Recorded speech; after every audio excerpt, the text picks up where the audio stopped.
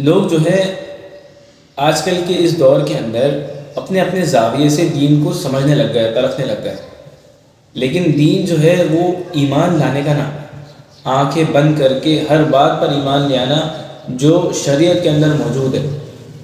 آج کل کیا دیکھا جاتا ہے کہ لوگ اس بات پر بڑی حیرت کرتے ہیں کہ کوئی سنت یا اللہ کا کوئی احکام، اس سے کوئی فائدہ ہمیں حاصل ہو رہا ہو اور سائنس اس بات کو پروو کر دے، تو جو ہے لوگوں کا اس بات کے اوپر ایمان زیادہ پختہ ہو جاتا ہے کہ واہ یار، آج تو یہ سائنس نے اس بات کو پروف کر دیا کہ جلدی سونے کے اتنے فائدے ہیں، یا کم کھانے کے اتنے فائدے ہیں، یا دیگر چیزوں کے جو شریعت کے اندر موجود ہے ان کے اتنے فائدے ہیں، سائنس سے بھی پروف ہو رہا ہے، اور اس کے اوپر ایک دم سے ایمان کے اندر تازگی آ جاتی ہے، اور اس وقت نیت کرنے لگتے ہیں لوگ کہ اب جو ہے میں تو یار کوشش کروں گا، یار سائنس نے تو پروف کر دیا، اب میں کوشش کروں گا کہ یہ بھی میں عمل شروع کر دوں۔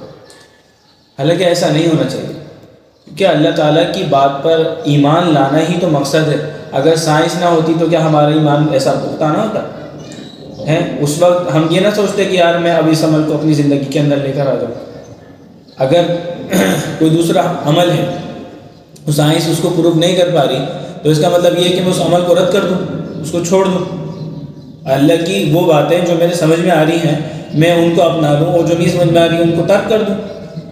اس کا نام دین ہے۔ ایسا تو نہیں ہو سکتا کہ اللہ تعالیٰ کوئی احکام دیں اور اس سے ایک انسان کو اس کی زندگی کے اندر کوئی فائدہ نہ ہو۔ ہر احکام اللہ کا انسان کے فائدے کے لیے، اللہ کے فائدے کے لیے تو عبادت بھی نہیں ہے۔ ہم عبادت جو کرتے ہیں اس سے ہمیں نفع ہو رہا ہے۔ ہماری نماز پڑھنے سے اللہ کو کیا فائدہ پہنچ رہا ہے؟ کبھی سوچے تو ہمارے ذکر کرنے سے، اللہ کو یاد کرنے سے اللہ کو نفع کیا ہو رہا ہے؟ وہ بس سن رہا ہے اور میرا بندہ مجھے یاد کر رہا ہے، اور جو ہے اسی کے فائدے انسان کو مل رہے ہیں کہ ذکر کرے گا تو یہ ملے گا، اور نماز پڑھے گا تو رزق میں آسانی ہو جائے گی، جنت کے راستے آسان ہو جائیں گے، اور پتہ نہیں کیا کیا۔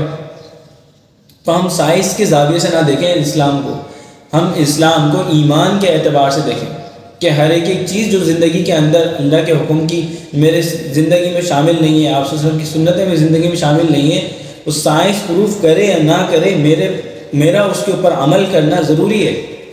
محبت کا تقاضا کیا ہوتا ہے؟ بغیر سوچے سمجھے اس بات کو مان لیا جائے۔ حضرت ابوبکر صدیق رضی اللہ تعالی عنہ کی سب سے بڑی صفات یہی تھی کہ انہوں نے کسی بھی بات پر، کسی بھی حکم کے اوپر، آپ صلی اللہ علیہ وسلم کی کسی بھی بات کے اوپر کوئی سوال نہیں کیا، کبھی کیوں نہیں کیا، جو کہہ دیا مان لیا، جو سن لیا عمل کر لیا۔ تو ایمان اور دین کا نام تو یہی ہے۔ تو ہم سائنس کے زاویے سے نہ دیکھیں، بلکہ اپنے صحابہ کے اکرام کے طرز عمل اور ان کے زاویے کے اعتبار سے دین کو پرکھیں۔